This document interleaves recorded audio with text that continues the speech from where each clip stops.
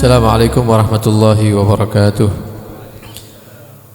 Bismillah walhamdulillah wassalatu wassalamu ala rasulillah sayyidina maulana Muhammad ibn Abdullah wa ala alihi wa sahbihi wa man walah wa la hawla wa la quwata illa billah amma ba'd. Berkata Qutbid Da'wah al-Irsyad Al-Habib Abdullah bin Alawi al-Haddad, wa min adabi shaim an la yukthir an-nawm bin nahar wa la yukthir al-akl bil lail. Termasuk adab orang yang berpuasa tidak memperbanyak tidur di siang hari dan tidak memperbanyak makan di malam hari. Maka apa yang harus dilakukan? Hendaknya dia itu tengah-tengah. Ya, tidak terlalu sedikit makannya karena bisa membahayakan. Ya juga tidak terlalu banyak. Ya biasa-biasa. Ya tidurnya ya biasa. Kemudian makannya juga biasa. Jadi jangan terlalu banyak makan, jangan juga terlalu sedikit. Ya misalnya buka sak sendok, misalnya sahur sak sendok, takutnya nanti diantar ke IGD nanti ya. Tengah-tengah lah, umum biasa. Juga jangan terlalu banyak. Sekiranya rasa lapar itu betul-betul terasa ya ketika kita puasa. Rasa haus juga terasa. Jangan sampai gara-gara banyak makan, banyak minum tak kerasa posoe. Jam 5 sik wara kae ya. Kenapa? Sahur itu 3 piring. Ngombene 5 gelas misalnya. Nah, kalau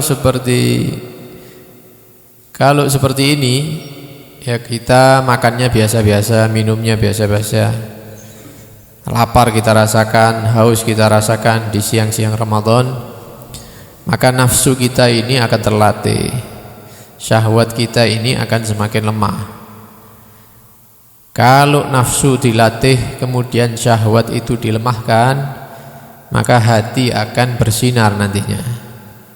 Dan ini adalah rahasia daripada ibadah puasa. Rahasianya ibadah puasa yaitu tadi, supaya hati kita menjadi hati yang terang. Cara terangnya yaitu melemahkan syahwat, kemudian melatih hawa nafsu. Caranya yaitu ojo agak mangan, ojo agak ngombe, jangan banyak-banyak tidur, dibuat untuk ibadah kepada Allah Subhanahu wa ta'ala. Maka hendaknya orang yang berpuasa itu menjauhi rafahiyah. Apa rafahiyah itu? Foya-foya begitu ya. Jadi akan sing enak-enak tok, jangan seperti itu. Menjauhi daripada banyak mengkonsumsi yang disenangi oleh syahwat kita, daripada kenikmatan-kenikmatan ini ya. Minimal kata beliau, ketika datang bulan Ramadan atau di luar bulan Ramadan, keadaan kita sama minimal. Sebelum Ramadan misalnya makannya 1 piring sehari-harinya misalnya, minumnya misalnya 1 gelas 2 gelas, ya sebukoy ya segitu. Makan malam misalnya 1 piring, kemudian minum 1 gelas 2 gelas, ya sahurnya ya seperti itu minimal. Kalau tidak bisa ngurangi ya minimal podo begitu. Jangan sebelum Ramadan kita makannya sekian, Ramadan teko tambah akeh makanya. Nah, ini tidak bagus. Tidak akan mendapatkan sir atau rahasia daripada puasa. Ya tidak bersinar hatinya, tambah peteng akhirnya. Kenapa? Nuruti nafsu, nuruti syahwatnya dia. Ini ya minimal yang kita lakukan ketika bulan Ramadan. Tapi kalau kita mau meniru orang-orang yang soleh, mereka itu kalau sudah puasa dijadikan ajang untuk melatih diri, hawa nafsunya itu. Ya betul-betul dikurangi tidurnya, dikurangi makannya, porsinya dikurangi, nafsunya, kemudian syahwatnya kepada istri dikurangi. Nah, dengan seperti itu akan mendapatkan efek yang nyata di dalam menyinari hatinya, supaya hatinya semakin terang. Apalagi di bulan Ramadan ya. Ramadan ini satu bulan yang bisa kita jadikan permulaan begitu. Permulaan ngurangi mangan ya Ramadan iki lek mulai. Nanti Syawal lanjut. Ya, permulaan ngurangi tidur ya bulan Ramadan ini. Permulaan memperbanyak amal soleh ya bulan Ramadan ini permulaannya. Nanti Ramadan habis kita tinggal melanjutkan. Permulaan bangun malam ya Ramadan ini. Satu Ramadan kan tidak tangi ya. Ramadan ini kan bangun jam 3 bangun, setengah 4 bangun, mau tidak mau bangun. Dan itu sudah berhari-hari seperti itu. Lah masa Ramadan entek turu maneh sampai subuh entek hilang. Kan eman-eman, kan sudah terlatih ya, sudah dilatih sama 29 atau 30 hari. Nah, nanti ketika malam lebaran dijaga ojo sampai tangi wayahe adzan subuh atau setelah subuh atau bahkan meninggalkan sholat subuh kait mari Ramadan ini. Diusahakan beberapa menit sebelum adzan kita sudah bangun walaupun tidak sahur. Hanya sekedar untuk misalnya wudu sholat 2 rakaat misalnya. Kemudian minta doa, minta ngangkat tangan. Setelah itu dapat sekian menit adzan misalnya. Sebentar itu sudah kebaikan yang luar biasa itu. Kita bisa bangun malam. Atau misalnya kalau satu malam kita terlalu mepet, tuh iki lek nang jeding salat tak nututi iki mari adzan. Ya minimal kita duduk baca zikir di atas kasur. Ya la ilaha illallah, istighfar yang banyak sampai adzan. Lek memang tidak nutut. Kenapa? Si kait keluar dari bulan Ramadan. Ya si anget. Si terbiasa bangun jam 3 setengah 4 itu dimanfaatkan. Nah, ikhwani rahimakumullah. Dikatakan adapun manusia yang dia itu setiap datang bulan Ramadan kebiasaannya dia itu mempersiapkan hal-hal yang disenangi nafsunya, syahwatnya. Ya. Aku mulai awal Ramadan sampai entek engko wis bojoku tak kumpuli terus wis bebengi wis. Barokah. Golek wae kabeh tak kon ngombe obat ae ya. Cek suci terus misalnya. Kemudian makanan-makanan dia siapkan karena menyambut Ramadan. Bumbu-bumbu sembarang wis ya. Indomie, mulai rasa goreng ya, kare kabeh dilengkapi. Mereka tuku setrup, ijo, abang, ireng ya, transparan semua. Untuk apa? Menyambut bulan Ramadan. Bulan Ramadan disambut dengan syahwat.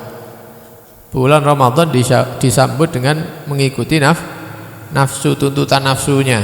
Nah, ini yang dikatakan hamba-hamba yang tertipu, ditipu oleh setan. Setan ini maringi Ramadan ini tidak bisa ganggu, tak pengaruhi saiki ya, saban nih. Tak kongkon tuku iki, tak kongkon ini tak. Ya disediakan rencana-rencana. Kok setan ini ditaleni, iki mlaku dhewe wis rencana ya. Setan ini hasud sama kita, iri, takut kita menjadi hamba yang bertakwa di bulan Ramadan. Karena itu jangan sampai tertipu. Kalau kita tertipu, maka kita akan kehilangan barokah daripada puasa kita.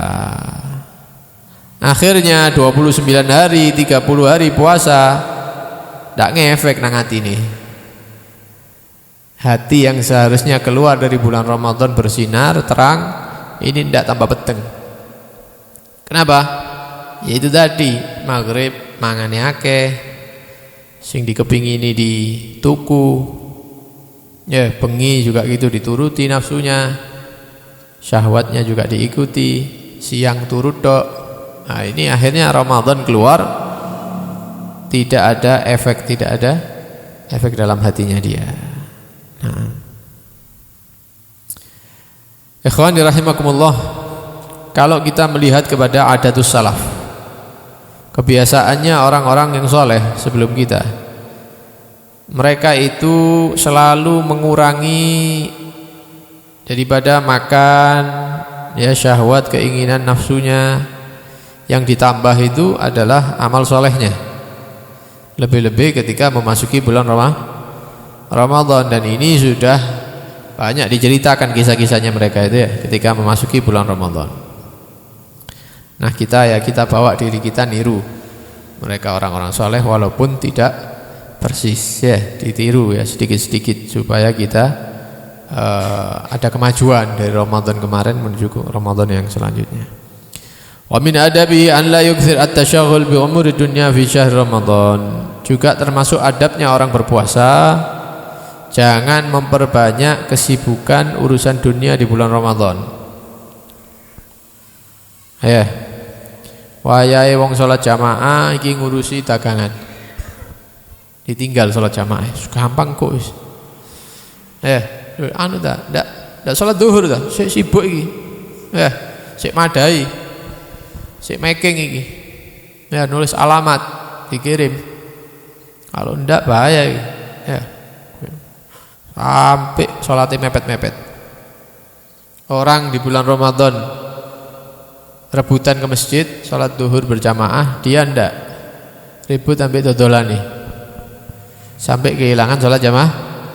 Kadang-kadang sholatnya dipepet, sholat ijen mepet bisa di bulan Ramadan. Wis adzan asar baru, ya Allah durung sholat. Lah mang lha opo ae? Lari-lari wudhu cepet-cepetan, kaosan ndak kopian, takbir cepet-cepetan. Kayak dagangan itu lebih penting daripada sholatnya dia. Sholat itu yang penting sholat wis, masih ndak kopian.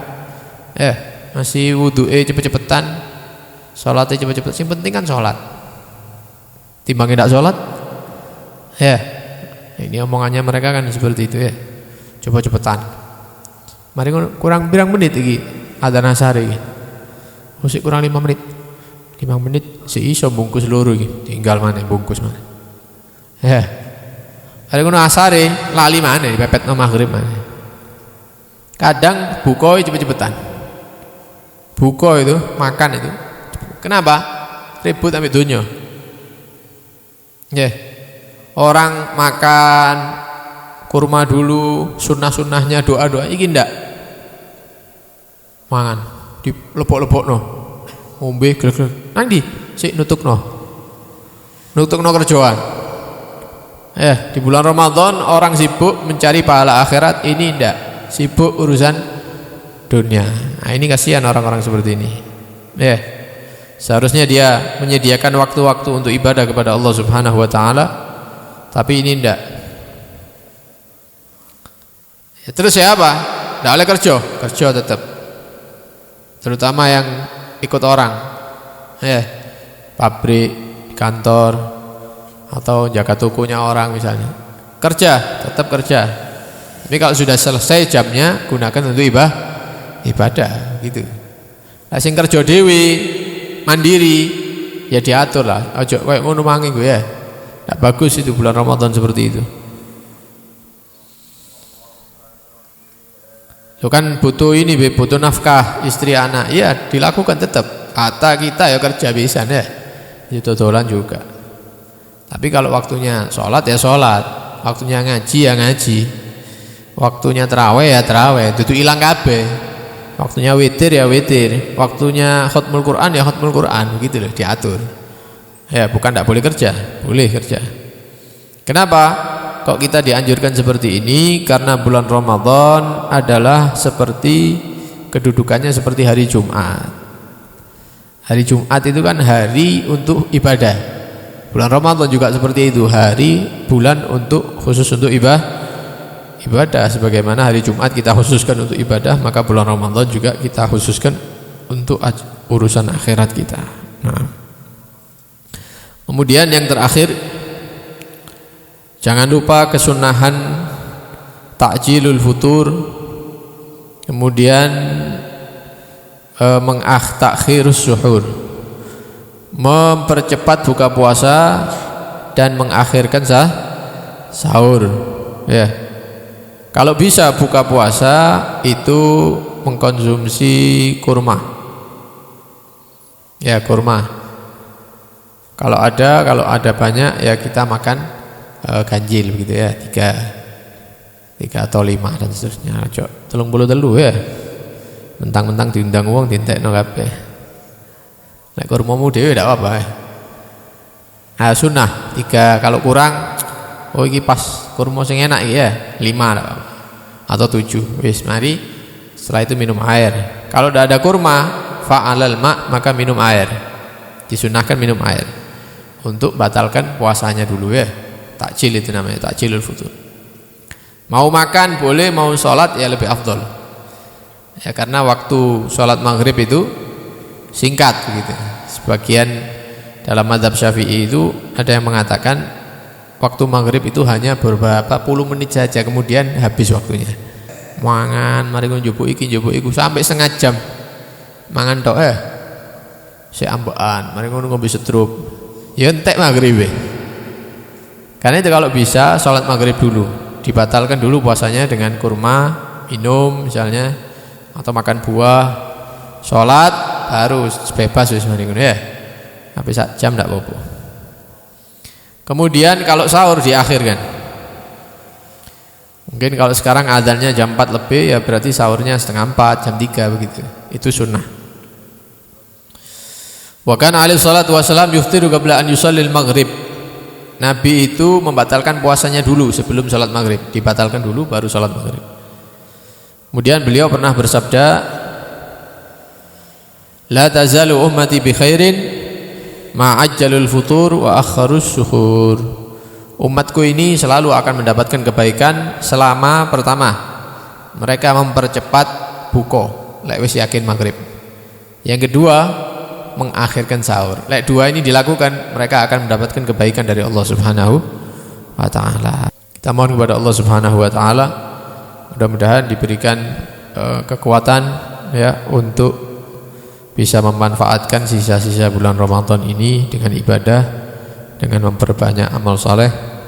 Mudah-mudahan menjadi hamba yang di bulan Ramadan ini tidak akemangan ya, dan tidak banyak tidur, tapi semakin semangat dalam ibadah. Kita mohon juga mudah-mudahan diberikan kekuatan untuk bisa mengikuti sunnah-sunnah Nabi SAW dengan harapan termasuk dalam golongan manusia yang dikatakan man ahya sunnati faqad ahabbani.